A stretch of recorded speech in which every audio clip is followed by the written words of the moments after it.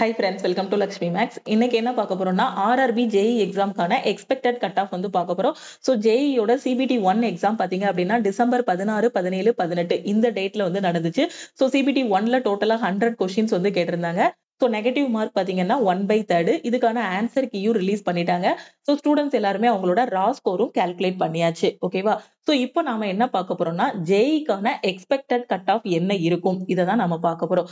So எப்பவுமே எந்த ஒரு எக்ஸாமுக்குமே கட் ஆஃப் ரிலீஸ் பண்றதுக்கு முன்னாடி எதெல்லாம் செக் பண்ணுவாங்க அப்படின்னு பாத்தீங்கன்னா எவ்வளோ நம்பர் ஆஃப் வேகன்சிஸ் இருக்கு, அதுக்கப்புறம் எவ்வளோ ஸ்டூடெண்ட்ஸ் வந்து அந்த எக்ஸாமுக்கு அட்டன் பண்ணிருக்காங்க, அதுக்கப்புறம் ஈஸியான ஷிஃப்ட் எத்தனை இருக்கு, மாடரேட்டான ஷிஃப்ட், டிஃபிகல்ட்டான ஷிஃப்ட், இது எல்லாமே பார்த்து ஃபைனலா நார்மலைசேஷன் எல்லாமே பண்ணிட்டு தான் என்ன பண்ணுவாங்க அப்படின்னு பாத்தீங்கன்னா கட் ஆஃப் வந்து ரிலீஸ் பண்ணுவாங்க. சோ இப்போ சிபிடி 1 தான் நடந்து முடிஞ்சிருக்கு. அப்போ சிபிடி 2க்கு பாத்தீங்கன்னா அவங்களுக்கு சில நம்பர் ஆஃப் ஸ்டூடெண்ட்ஸ் வந்து தேவைப்படுவாங்க. ஃபார் எக்ஸாம்பிள் இப்போ சிபிடி 2க்கு வந்து 500 ஸ்டூடெண்ட் தேவைப்படுறாங்கன்னு வச்சுக்கோங்களேன். அப்ப 500 ஸ்டூடெண்ட்டுக்கு எப்படி கட் ஆஃப் எடுப்பாங்க அப்படின்னு பாத்தீங்கன்னா 500 ஸ்டூடெண்ட் சப்போஸ் அப்ளிகேஷன் வந்து பாத்தீங்கன்னா ஒரு 1000 பேர் அப்ளை பண்ணிருக்காங்க. இப்போ அவங்களுக்கு 500 தான் தேவை. அப்ப என்ன பண்ணுவாங்கன்னா 1, 2, 3, 4, 5ன்னு போட்டு சோ 500 வரைக்கும் இருக்கும். ஓகேவா? சோ ஃபர்ஸ்ட் மார்க் 90, அடுத்து 85, அடுத்து 84 இப்படியே போயிட்டு 500வது ஸ்டூடெண்ட் வந்து ஒரு 48 மார்க் வாங்கியிருக்காருன்னு வச்சுக்கோங்க. ஓகேவா? சோ ஒரு ஓபிசி கேட்டகரியில அப்ப 48 மார்க் வாங்கியிருக்காரு. அவங்களுக்கு தேவையே சிபிடி 2க்கு எத்தனை 500 பேர் தான். இது ஒரு உதாரணத்துக்கு சொல்றேன். ஓகேவா? அப்ப அந்த 500வதா எடுத்திருப்பாரு இல்லையா மார்க், இவரோட மார்க்க தான் என்ன பண்ணுவாங்கன்னா கட் ஆஃபா அனௌன்ஸ் பண்ணுவாங்க. ஓகேவா? சோ ஓவராலா 100%ல டாப்பர் வந்து எவ்வளவு பெர்சன்டேஜ் இருப்பாங்க? 100% அப்ளிகேஷன்ல டாப்பர் வந்து ஒரு 2%, 3% ஸ்டூடெண்ட்ஸ் தான் இருப்பாங்க.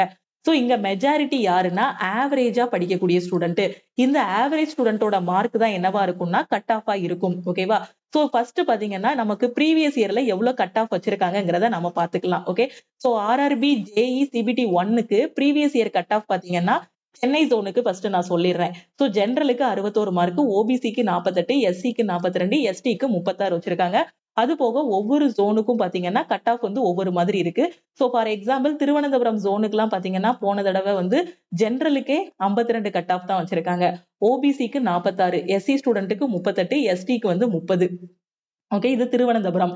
இது நம்மளோட சென்னை ஜோனுக்கு நீங்க பாத்தீங்க அப்படின்னா ஓபிசிக்கு 61, ஓபிசிக்கு 48, ஜெனரலுக்கு 61, எஸ்சிக்கு 42, எஸ்டிக்கு 36. இது போன தடவை வச்ச கட் ஆஃப். ஓகே. இந்த தடவை பாத்தீங்க அப்படின்னா அதே எக்ஸாம் பேட்டர்ன் தான். ஓகேவா?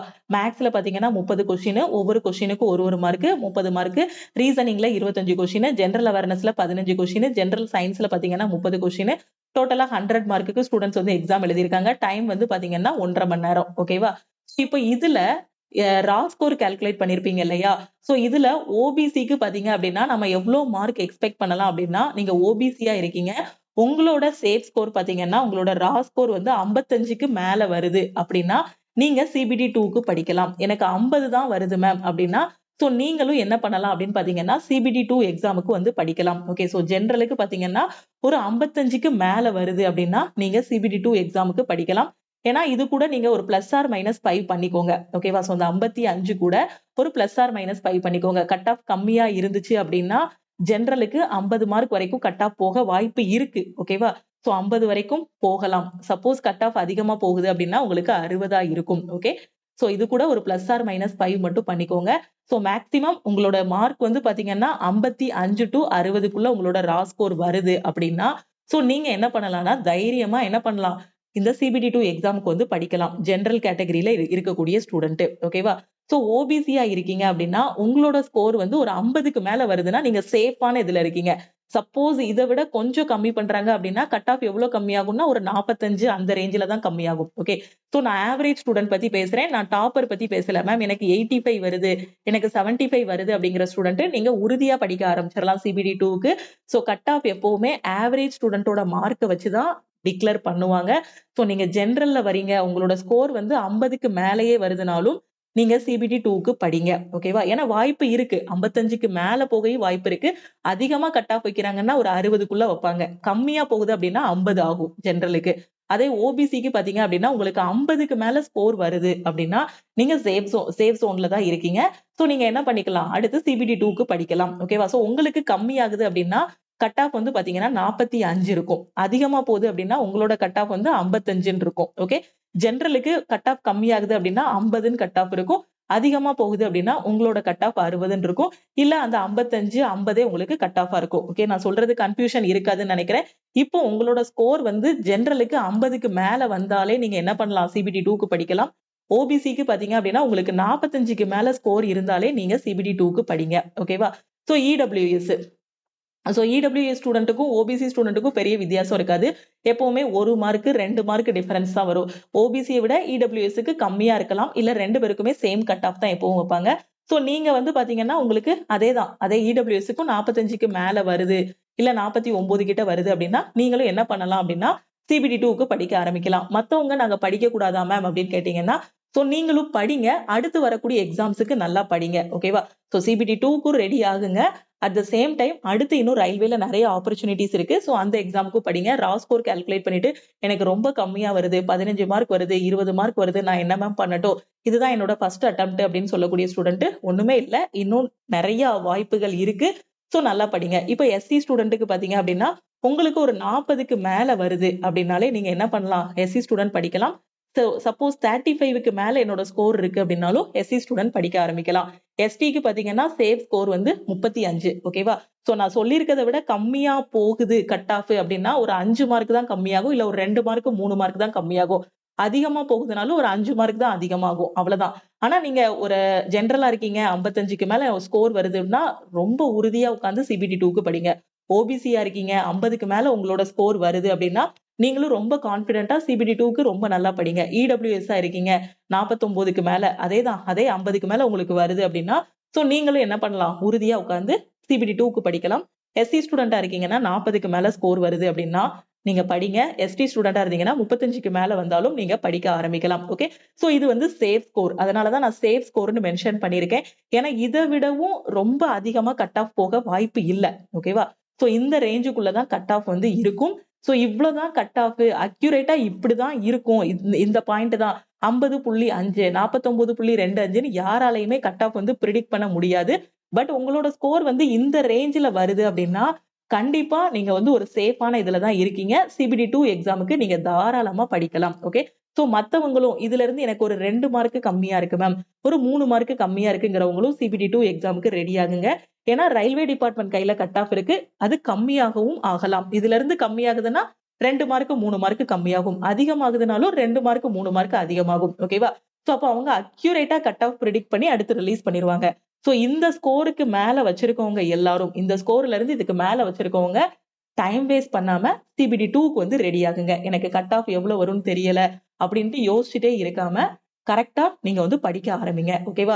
சோ இப்போ நீங்க கமெண்ட் பண்ணக்கூடாது, மேம் என்னோட கட் ஆஃப் 65 67 வருது என்னோட ஸ்கோரு, அப்ப கட் ஆஃப் அவ்வளவு இருக்குமா அப்படின்னு சொன்னீங்கன்னா சோ டாப்பர் வேற, 85 வரவங்க 90 வரவங்க இவங்கெல்லாம் வேற. இருக்கிறதுலே கடைசி மார்க் எடுக்கக்கூடிய ஸ்டூடெண்டோட தான் என்னவா இருக்கும், கட் ஆஃபா இருக்கும்.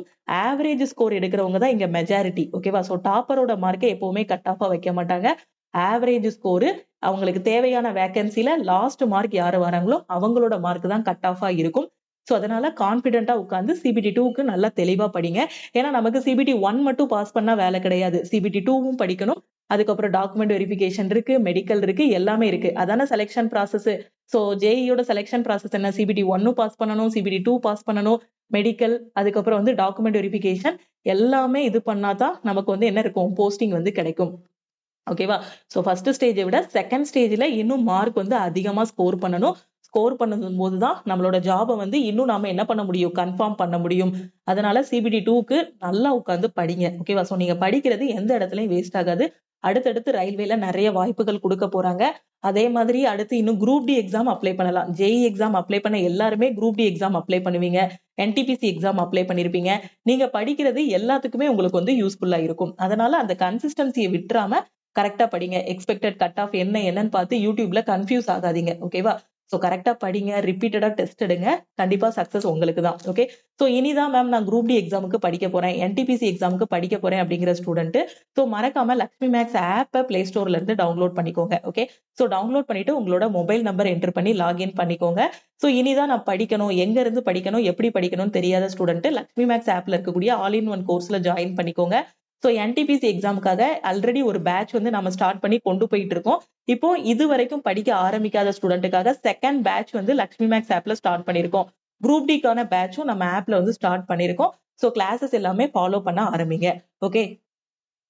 ஸோ சப்போஸ் இந்த கட் ஆஃப் இந்த ரா ஸ்கோர் கால்குலேட் பண்றதுல எதுவும் டவுட் இருக்கு, இல்ல எக்ஸாம் படிக்கிறதுல எதுவும் டவுட் இருக்கு அப்படின்னா இதுதான் நம்ம டீமோட வாட்ஸ்அப் நம்பர். ஸோ இந்த நம்பருக்கு நீங்க காண்டாக்ட் பண்ணி கேட்டுக்கலாம். உங்களுக்கு எக்ஸாம் பத்தி என்ன டவுட் இருந்தாலும் இந்த நம்பருக்கே கால் பண்ணியோ வாட்ஸ்அப் பண்ணியோ கேட்டுக்கலாம். ஓகே. ஸோ நீங்க கிளாஸ் ஜாயின் பண்ணி படிக்க போறீங்க, அப்கமிங்ல வரக்கூடிய எக்ஸாம் வந்து கிளாஸ் ஜாயின் பண்ணி படிக்க போறீங்க அப்படின்னா நீங்க என்ன பண்ணணும் அப்படின்னா இந்த நம்பரை லக்ஷ்மி மேக்ஸ்ன்னு சேவ் பண்ணிட்டு உங்களுக்கு எல்லாமே வேணும், maths, reasoning, general awareness, science எல்லா சப்ஜெக்ட்டுமே நான் படிக்கணுங்கிற ஸ்டூடெண்ட் ஆல் இன் ஒன் கோர்ஸ்ல நீங்க ஜாயின் பண்ணிக்கலாம். ஓகேவா? ஸோ இந்த நம்பரை சேவ் பண்ணிட்டு இந்த நம்பருக்கு I want to join all in one course message அனுப்புங்க. நான் கரண்ட் அஃபேர்ல தான் வீக்கா இருக்கேன் அப்படிங்கிற ஸ்டூடெண்ட்டுக்கு லாஸ்ட் 1.5 வருஷத்தோட கரண்ட் அஃபேர் எல்லாமே நம்மளோட கரண்ட் அஃபேர் பிடிஎஃப் கோர்ஸ்ல வந்து கொடுத்துருக்கோம். ஸோ சிஏக்கான பிடிஎஃப் கோர்ஸ்லயும் ஜாயின் பண்ணிக்கலாம். உங்களுக்கு டெஸ்ட் பேட்ச் வேணும் அப்படின்னாலும் லக்ஷ்மி மேக்ஸ் ஆப்லேயே டெஸ்ட் பேட்ச்லயும் ஜாயின் பண்ணிக்கலாம். ஸோ கட் ஆஃப் பத்தி ஒரி பண்ணாதீங்க. அடுத்தடுத்த லெவலுக்கு மூவ் ஆயிட்டே இருங்க. கான்பிடென்ட்டா எக்ஸாம் எழுதுங்க. இன்னும் நல்லா படிங்க. உங்களை சுத்தி நெகட்டிவ் பீப்புள் இருந்தாங்க அப்படின்னா ஸோ அவங்கள விட்டு நீங்க கொஞ்ச நாளைக்கு எக்ஸாம் கிளியர் பண்ற வரைக்கும் கொஞ்சம் தள்ளி இருங்க. ஏன்னா நெகட்டிவ் பீப்புள் வந்து பாத்தீங்கன்னா பாசிட்டிவ் மைண்ட் செட்டையே நெகட்டிவா மாத்தி விட்டுருவாங்க. ஓகேவா? ஸோ அதனால 99 பேர் வந்து பாசிட்டிவா இருக்காங்க, ஒரே ஒருத்தன் மட்டும் நெகட்டிவா இருக்கான் அந்த கூட்டத்துல அப்படின்னா அந்த ஒரு நெகட்டிவ் எல்லாத்தையும் பாசிட்டிவ் அந்த ஒரு நெகட்டிவ் வந்து என்ன பண்ணும், அந்த பாசிட்டிவ் எல்லாத்தையும் நெகட்டிவா மாத்தி விட்டுரும். அதனால உங்க பக்கத்துல ஒரு சின்னதா நெகட்டிவா யாராவது பேசுற மாதிரி இருந்தாலும் சரி, அவங்கள விட்டு விலகி இருந்துட்டு நல்லா ப்ரிப்பேர் பண்ணுங்க. சக்சஸ் உங்களுக்கு தான். நிறைய வாய்ப்புகள் ரயில்வேல காத்துக்கிட்டு இருக்கு. ஸோ நல்லா ப்ரிப்பேர் பண்ணுங்க. அது மாதிரி நம்ம டெலிகிராம் குரூப், டெலிகிராம் சேனல்ல இன்னும் ஜாயின் பண்ணல அப்படின்னா டெலிகிராம் குரூப் அண்ட் சேனல்லையும் ஜாயின் பண்ணிக்கோங்க. இன்ஸ்டாகிராம்லயும் லக்ஷ்மி மேக்ஸை ஃபாலோ பண்ணிக்கோங்க. தேங்க்யூ.